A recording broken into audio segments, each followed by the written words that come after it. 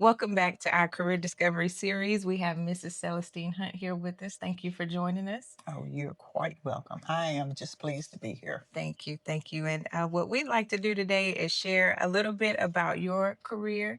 career journey, some things that you've picked up along the way, and some tips that you'd like to share with our youth as they enter into their careers. Okay. Yes, Okay. ma'am. So I'd like to start with one, what do you do now, and how did you get there? Okay.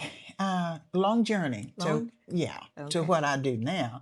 I am retired Okay. educator from higher ed. Hmm. For 45 years, I worked in higher ed, helping students decide on what classes to take, what careers they wanted to follow. Hmm. Um, Assessment. Are you ready to take this course? Hmm. Once you take the course, you know, what is it going to do for you? How is it going to propel you into a different level? Hmm. So, for 45 years, I've worked with students in higher ed, Hmm. and that was a passion of mine, and that's why I stayed there for so long.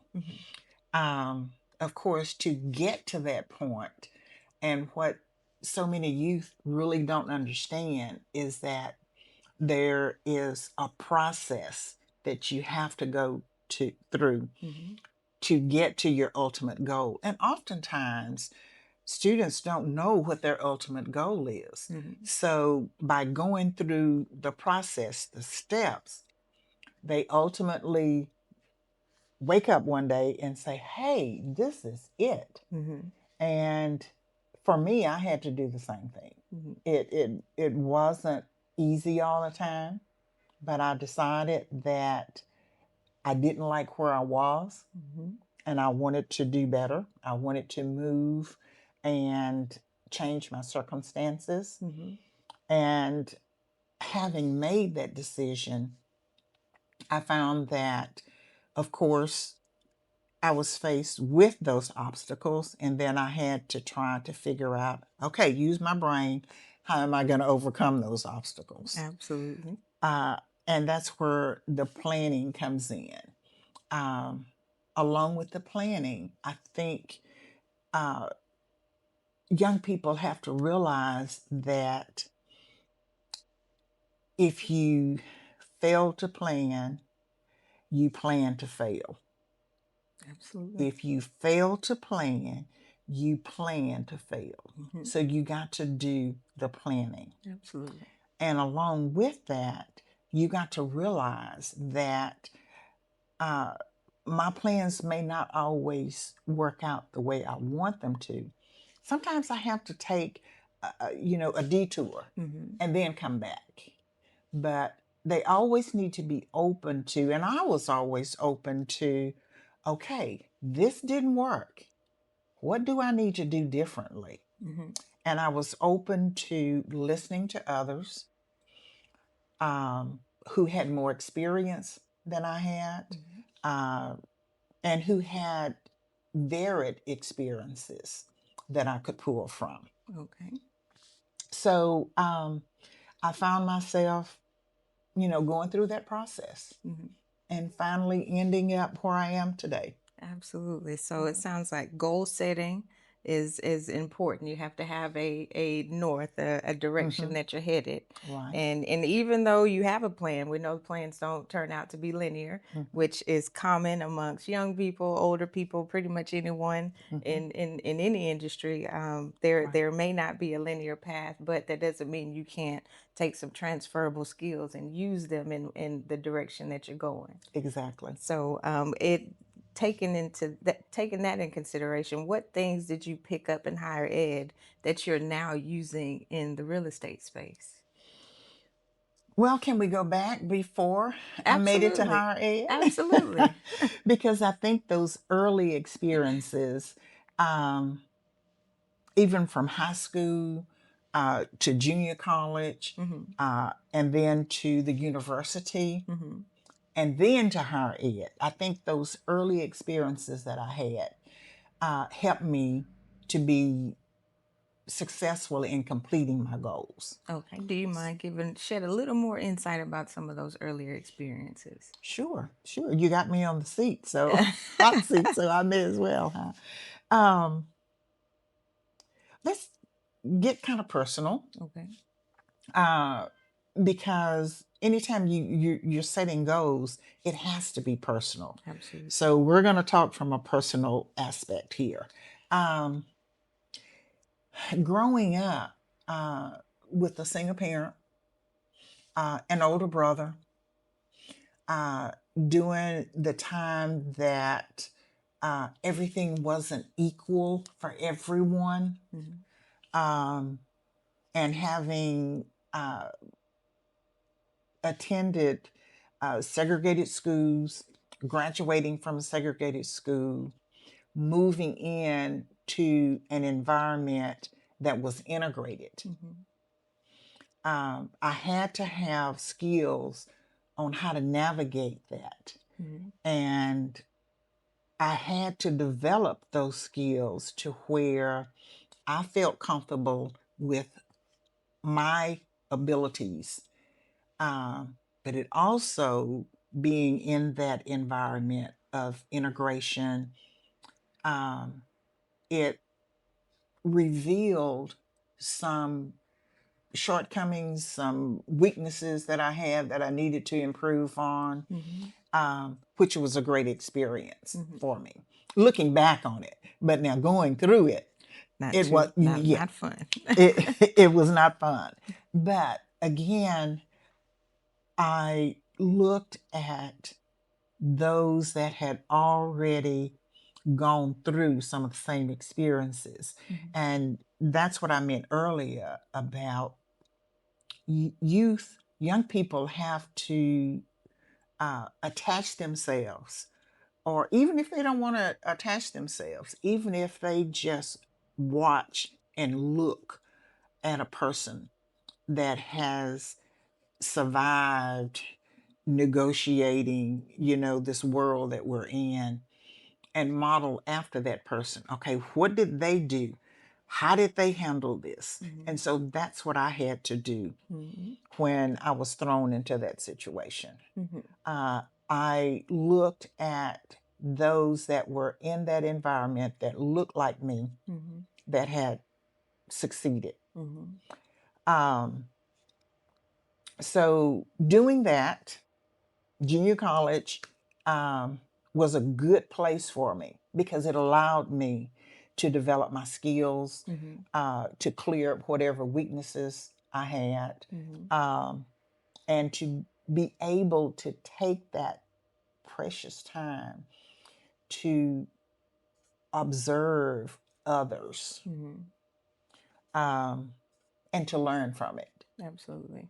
So you had to put yourself in a space where you weren't the one that had the knowledge. You weren't the one that was coming with the skills, but you had to open yourself up to receiving skills and learning skills.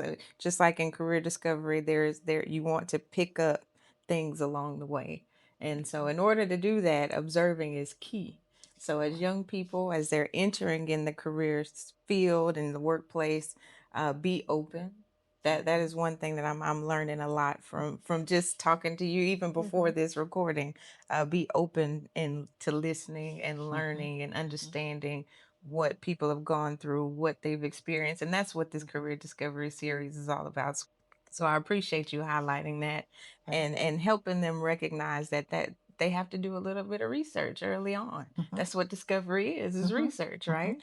So, Exactly. and we're not just researching the careers, but we're researching the people and the Exactly. skills that they brought into that career space. So I Exactly. appreciate you Mhm. highlighting that. Yeah. How would you say building, your bouquet, so to speak? How would you say that process has happened for your career at this point? I early on, it's very difficult for young people to trust the decisions that they're making. Am I learning the right thing? Am I picking up the right skill? Mhm. How would you help them understand, it's a process, it is a journey, It could be ugly. It could be, you Yeah, could yeah, hit a wrong path, but that doesn't yeah, mean it shouldn't be a part of your process. exactly. What's a good way that you would try to explain that to our youth, if you don't mind me asking? I think the big word is evaluation.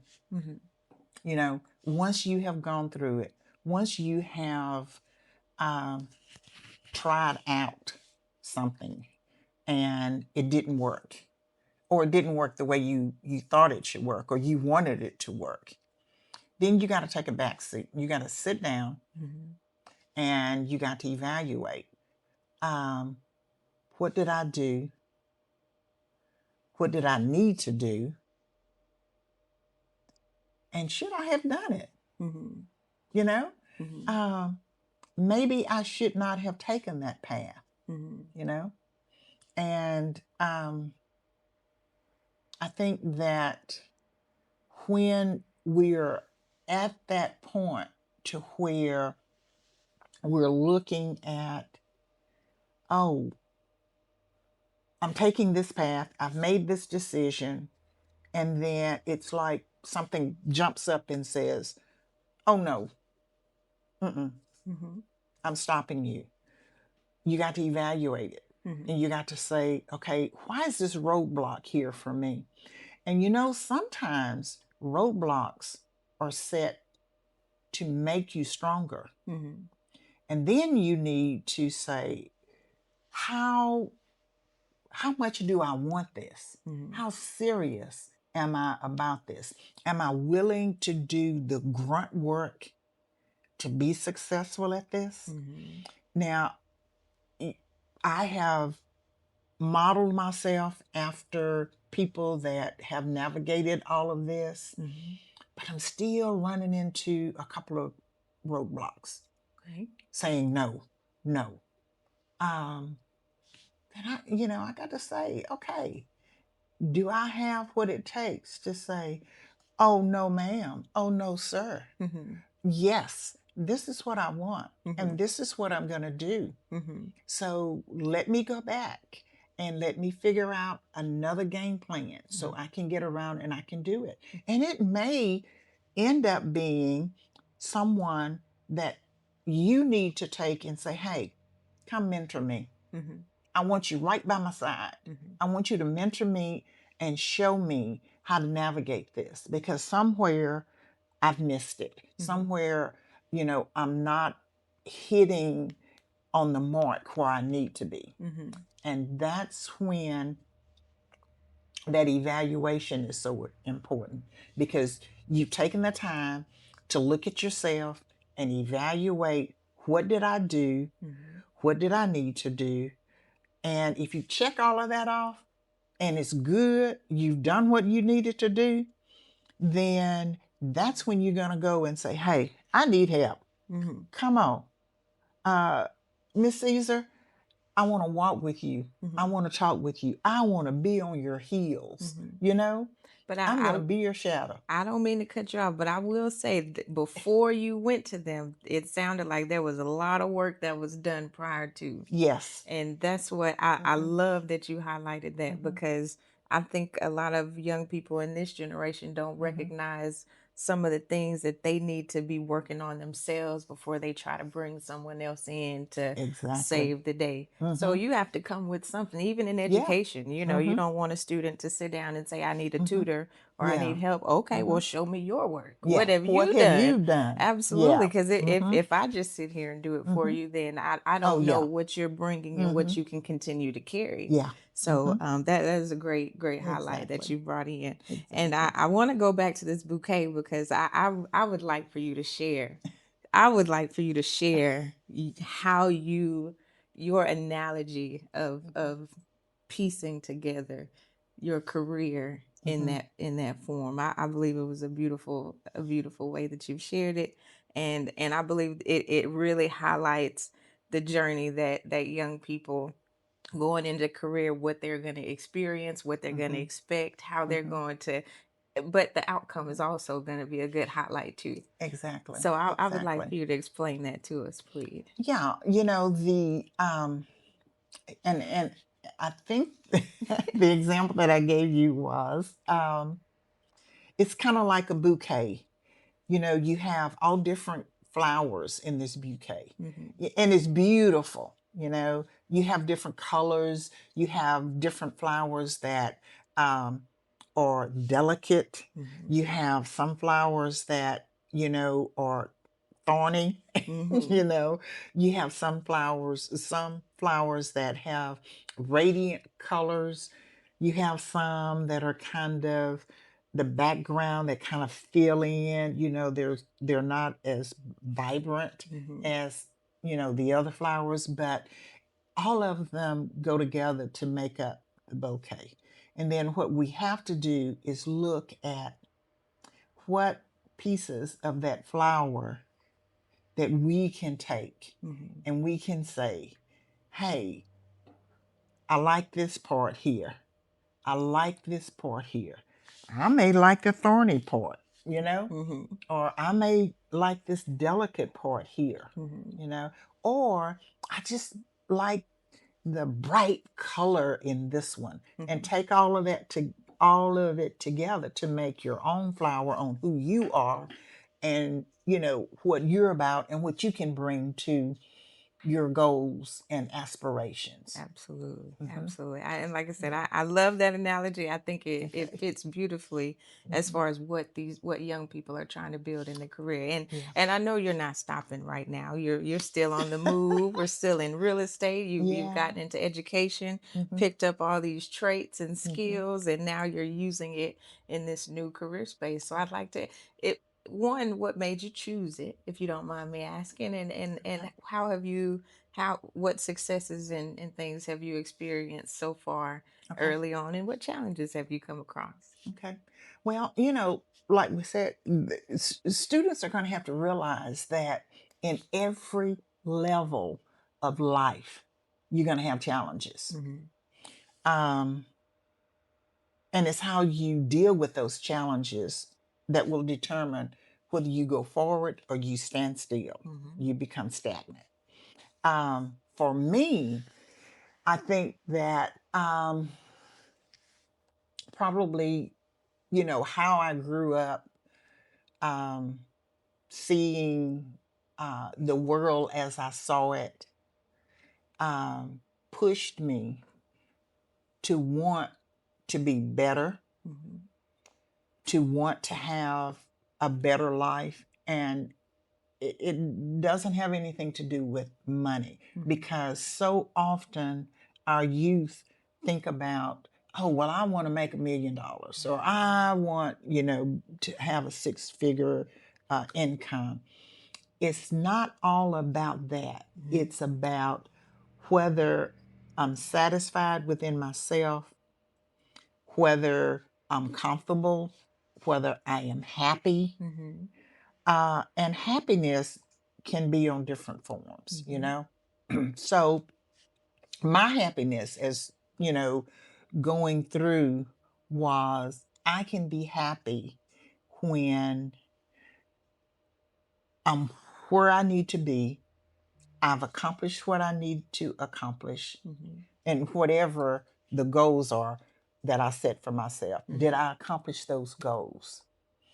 And am I able to help someone else? And I think that's where my education comes in, or my love for education, is because I want to teach others the importance of education, Mhm. being trained, you know, with a certain skill. Mhm. Um, and having that skill can bring all of those other things in there. Having those skills can allow you to pick the characteristics from that flower that you want, Mhm. you know. And everybody doesn't go to college. You know, Mhm. I was in higher ed. We had students that were Tech Voc students. Mhm. You know, they came in and they stayed for 2 years and they were gone. They didn't go on and get a 4-year degree. Mhm. Uh, it's not always for them. And you know what? I forgot your question because I got off. So my But my question was, in your new space, now that you've in your journey, you were able to pick up the skills and meet the people, and now you're Okay. at a point where you're in real estate, real estate industry Gotcha. now. and Gotcha. and what you said was actually, it was great. It went along with the question. I get it. Okay. Sometimes I Okay. kind of go off a little. It's no problem. Okay. But now I'd like to know, how would you explain to these young people how you're using all those skills and tips Okay. in the new industry that you're operating in now? Okay. One of the reasons that we talked about planning, Mhm. and it started before I left education. Okay. 45 years at Angelina College. Before my 45th year, my 43rd year, I started thinking in terms of, and that's where the planning comes in. Mhm. And our youth have to think about planning. Absolutely. What am I going to do when I retire? How old am I going to be?